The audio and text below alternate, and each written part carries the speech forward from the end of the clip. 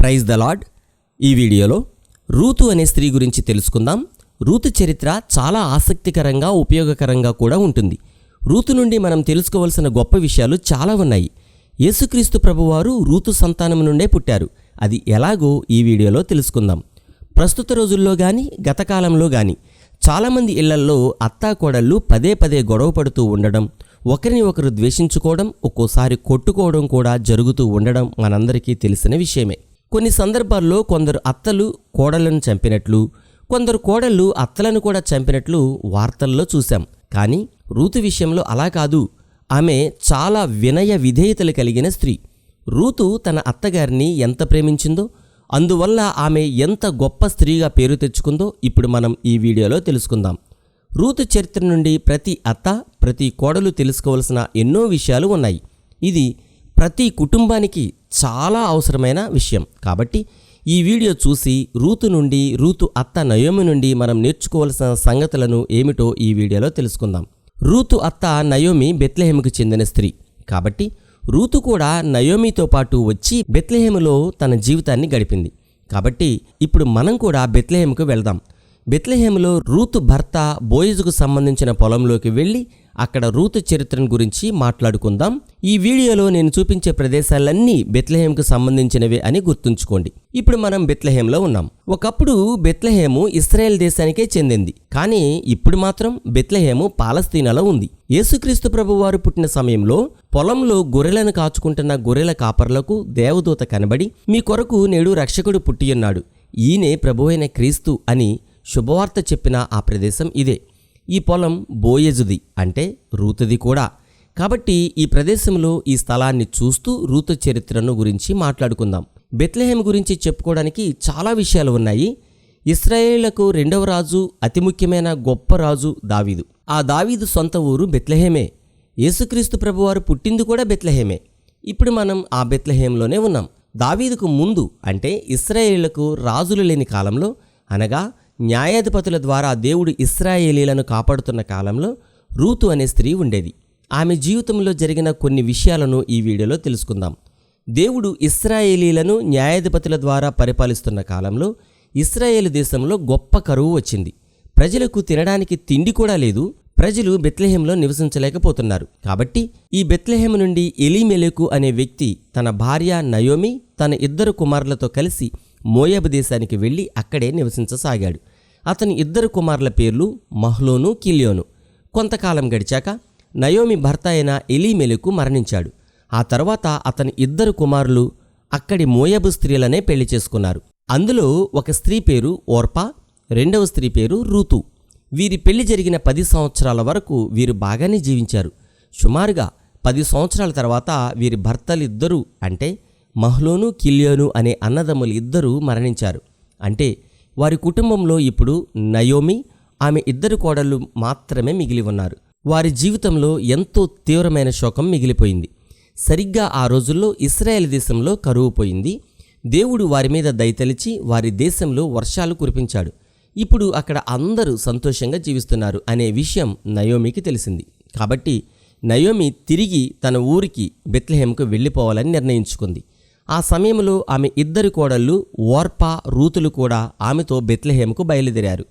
వారు కొంత దూరం వెళ్ళాక నయోమి వారితో ఇలా అంది, అమ్మా, నేను ముసలిదాననైపోయాను. కాబట్టి తిరిగి నేను మా ఊరు వెళ్ళిపోతున్నాను. మీరు ఈ ప్రాంతం వారే. మీరు నాతో కలిసి జీవించడానికి నా కుమారులు కూడా ఇప్పుడు లేరు. కాబట్టి మీరు ఇక్కడే ఉండిపోండి. మీరు వయసులోనే ఉన్నారు కాబట్టి మీరు మరలా పెళ్లి చేసుకుని క్రొత్త జీవితాన్ని మొదలుపెట్టండి. దేవుడు మీకు తోడుగా ఉంటాడు. నేను మాత్రమే బెత్లెహేంకు వెళతాను అని చెప్పింది. ముందు తన 2 కోడళ్ళు ఆమెను విడిచిపెట్టడానికి ఇష్టపడలేదు. కానీ ఆమె మరోసారి వారికి అర్థమయ్యేలా సర్ది చెప్పాక ఆమె కోడలు ఓర్పా తన సొంత ఊరు వెళ్ళిపోవడానికి నిర్ణయించుకుంది. తన సొంత ఊరు వెళ్ళిపోయింది. అప్పుడు నయోమి రూతుతో, నీ తోడి కోడలు తిరిగి తన ఊరు వెళ్ళిపోయింది. నీవు కూడా నీ తోడి కోడలు వలె వెళ్ళిపో అని చెప్పింది. అయితే రూతు మాత్రం నయోమితో, నీవు నాతో రావద్దు, నీవు వెళ్ళిపో అని నన్ను బ్రతిమాలవద్దు. నీవు ఎక్కడికి వెళ్తావో నేను అక్కడికే వస్తాను. నీవు ఎక్కడ నివసిస్తావో నేను అక్కడే నివసిస్తాను.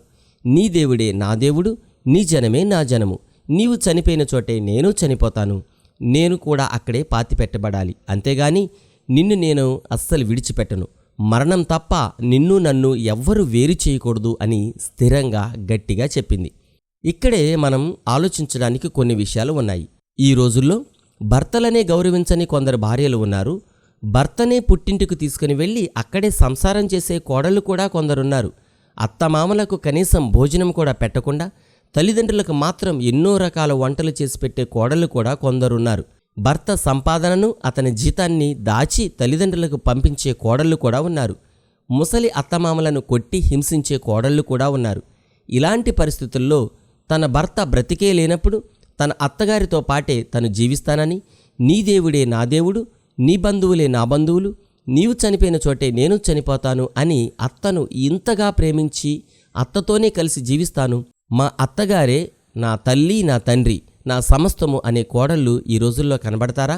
తను చిన్నతనం నుండి ఏ దేవతలను, ఏ దేవుణ్ణి పూజించిందో వాటిని కూడా విడిచిపెట్టి తన అత్తగారు ఏ దేవుడిని ఆరాధిస్తున్నారో అదే దేవుడిని నేను ఆరాధిస్తాను అని చెప్పడం, తన కన్న తల్లిదండ్రులను, తన బంధువులను విడిచిపెట్టి తన అత్తే తనకు అన్నీ అని అత్తతో రావడం సామాన్యమైన విషయం అనుకుంటున్నారా?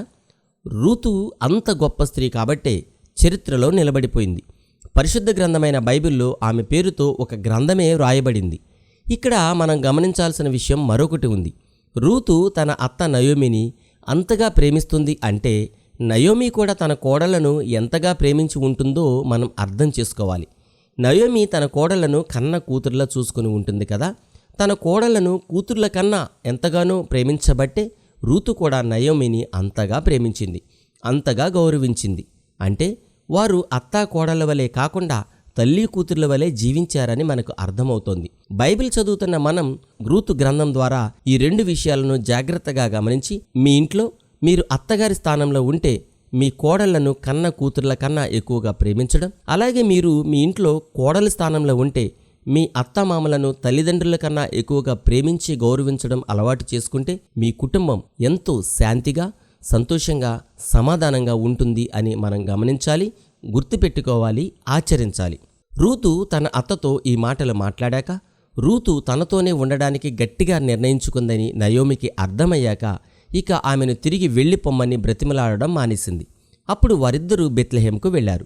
రూతు, నయోమి బెత్లెహేముకు వెళ్ళేప్పటికీ అది యవల పంట కోతకాలము. రూతు నయోమిలను చూడగానే బెత్లెహేములోని ప్రజలు నయోమిని గుర్తుపట్టి ఆమెను పలకరించారు. ఆ రోజు రూతు ఒక పొలములో పరిగె ఏరుకోవడానికి వెళ్ళింది. మధ్యాహ్న సమయంలో ఆ పొలము యజమాని అక్కడికి వచ్చాడు. అతను చాలా ఆస్తిపరుడు. ఆ పొలం యజమాని పేరు బోయజు. అతను నయోమి భర్తకు బంధువు. బోయజు నయోమి భర్త అయిన ఎలీమెలెకు వంశపు వాడే. ఆ బోయజు పొలంలోనికి రాగానే ఈ అమ్మాయి ఎవరు అని తన పనివారిపై ఉన్న మేస్త్రిని అడిగాడు. ఈ అమ్మాయి నయోమితో పాటు మోయాబు దేశం నుండి వచ్చిన స్త్రీ. ఈమె నయోమి కోడలు. ఉదయం నుండి మా వెనకే వస్తూ ఎంతో కష్టపడి పరిగి ఏరుకుంటూ ఉంది. ఈమె కష్టపడి పనిచేసే స్వభావం కలిగిన స్త్రీ అని మేస్త్రి ఆ బోయజుకు చెప్పాడు.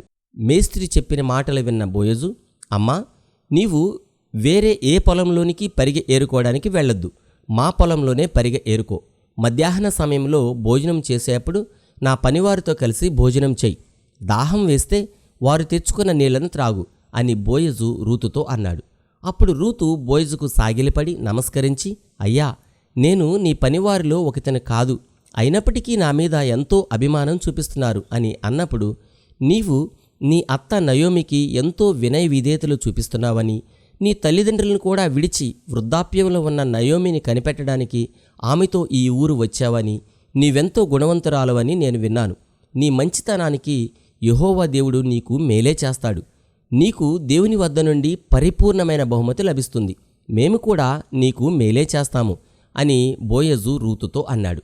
అంతేకాకుండా తన పనివారితో, ఈమెకు అన్ని విధాలా సహాయం చేయండి. ఈమెను ఎవ్వరూ ఏమీ అనకూడదు. ఈమె పరిగి ఏరుకోవడానికి వీలుగా కొన్ని పనలను జారవేయవండి. ఈమెను ఎవ్వరూ ఏ విధంగా ఇబ్బంది పెట్టకూడదు అని బోయజు అన్నాడు. ఆ రోజు రూతు సాయంత్రం వరకు కష్టపడి పరిగె ఏరింది. సాయంత్రం తన పనలను దుల్లగొట్టినప్పుడు అవి తూమెడి యవలు అయ్యాయి. వాటిని తీసుకొని ఆమె ఇంటికి వెళ్ళింది. నయోమి ఆ యవలను చూసినప్పుడు, ఈరోజు నీవు ఎవరి పొలంలో పరిగె ఏరావు? నీకు సహాయం చేసిన వాడు దీవించబడాలి అని అన్నప్పుడు, నేను పరిగె ఏరుకున్న పొలం బోయజు అనే వ్యక్తిది అని నయోమితో రూతు చెప్పింది. ఈ మాట వినగానే నయోమి ఎంతో సంతోషించింది. బోయజు బ్రతికిన వారికే కాదు, చనిపోయిన వారికి కూడా సహాయం చేసే అంత మంచి మనసు కలిగిన వ్యక్తి. అతను మనకు బంధువే, అతను నిన్ను పెళ్లి చేసుకోవడానికి నీకు వరస అయిన వ్యక్తే అని రూతుతో నయోమి చెప్పింది. ఇశ్రాయేలీలలో ఒక స్త్రీకి భర్త చనిపోతే వారి బంధువులలోనే వారి వంశపు వారే ఆమెను మరలా పెళ్లి చేసుకునే ఆచారం ఉంది. బోయజు ఎలీమెలెకు వంశపు వాడే. అందుకే నయోమి రూతుతో ఈ మాట చెప్పింది. రూతు వ్యక్తిత్వం, మంచితనం, వినయ విధేయతలు బోయజుకు నచ్చాయి. కాబట్టి కొన్ని రోజుల తర్వాత పెద్దలందరి సమక్షంలో బోయజు రూతుని పెళ్లి చేసుకున్నాడు. ఆ సమయంలో బెత్లెహేములోని పెద్దలందరూ బోయజును రూతును ఈ విధంగా దీవించారు. ఆ రోజు బెత్లెహేములోని పురద్వారంలో ఉన్న ప్రజలందరూ పెద్దలను, మీ పెళ్లికి మేము సాక్షులము. యెహోవా నీ ఇంటికి వచ్చిన ఈ స్త్రీని ఇశ్రాయేలీయుల వంశమును వర్ధిల్ల చేసిన రాహేలును పోలిన దానిగాను లేయాను పోలిన దానిగాను చేయునుగాక. ఎఫ్రాతాలో నీవు క్షేమాభివృద్ధి కలిగిన వాడవై బెత్లెహేములో నీవు ఖ్యాతి నొందుదువుగాక. యెహోవా ఈ యవ్వనిరాలి వలన నీకు దయచేయి సంతానమును నీ కుటుంబమును తామారు యూదాకు కరిన పెరెస్సు కుటుంబం వలె నుండునుగాక అని దీవించారు. దేవుని సంకల్పం ప్రకారం ఆ ప్రజలందరి దీవెనలు ఫలించాయి. నిజంగానే రూతు బోయజుల పేర్లు చరిత్రలో నిలిచిపోయాయి. పరిశుద్ధ గ్రంథమైన బైబిల్ నందు రూతు గురించి ఒక గ్రంథమే వ్రాయబడింది. ఆ గ్రంథాన్ని ఇప్పుడు మనం కూడా చదువుతూ ఉన్నాం. మన ముందు ఎన్నో తరాల వారు కూడా రూతు గ్రంథాన్ని చదివారు. మన తర్వాత కూడా ఎన్ని తరాల వారు ఈ బైబిల్ని చదువుతారు, వారందరూ కూడా రూతు గ్రంథాన్ని తప్పక చదివి తీరుతారు కదా. కొంతకాలం తర్వాత రూతుకు బోయజు ద్వారా ఒక కుమారుడు పుట్టాడు. ఆ బాబును నయోమి ఎంతగానో ప్రేమించింది. చనిపోయిన నీ కుమారులకు బదులుగా దేవుడు నీకు ఈ బాబును బహుమతిగా ఇచ్చాడు అని అందరూ నయోమితో అన్నారు. ఆ బాబుకు ఓబేదు అని పేరు పెట్టారు. ఆ పిల్లవాడిని నయోమి ఎంతో ప్రేమగా అల్లారు ముద్దుగా పెంచింది. ఓబేదు దావీదుకు తండ్రి అయిన యెష్షై యొక్క తండ్రి. అంటే ఇశ్రాయేలీలకు రెండవ రాజు అయిన దావీదుకు ఈ ఓబేదు తాత. తరువాత యేసుక్రీస్తు ప్రభువారు కూడా దావీదు వంశం నుండే పుట్టారు. కాబట్టి రూతుకు ఎంతో ప్రాముఖ్యత కలిగింది. ఈ విధంగా తన అత్తగారికి వినయ విధేయతలు చూపిస్తూ ఆమెను గౌరవించి ప్రేమించి ఆమెతో వచ్చినందుకు రూతుకు ఎంతగానో గౌరవం దక్కింది. చరిత్రలో గొప్ప స్థాయిలో ఆమె నిలిచిపోయింది. ప్రపంచంలో పరిశుద్ధ గ్రంథమైన బైబిల్ను చదివే ప్రతి ఒక్కరూ రూతు గ్రంథాన్ని కూడా చదువుతున్నారు, ఆ చరిత్రను తెలుసుకుంటున్నారు. ప్రియ స్నేహితులారా, ఇప్పుడు అర్థమైందా? పెద్దవారిని గౌరవిస్తే, దేవుని యందు భయభక్తులు కలిగి జీవిస్తే మనకు కలిగే లాభాలు ఏమిటో. కాబట్టి రూతు చరిత్రను తెలుసుకుంటున్న మనం ఇప్పటి నుండైనా మనం కూడా పెద్దవారి యందు గౌరవం కలిగి దేవుని యందు భయభక్తులతో జీవిద్దామా? ఈ వీడియోలో రూతు చరిత్రను తెలుసుకున్నాం కదా. ఈ వీడియోపై మీ అభిప్రాయాలను కామెంట్లో తెలియచేయండి. మరో వీడియోతో మళ్ళీ కలుద్దాం. Praise the Lord. మీ బ్రదర్ బెన్హర్ బాబు.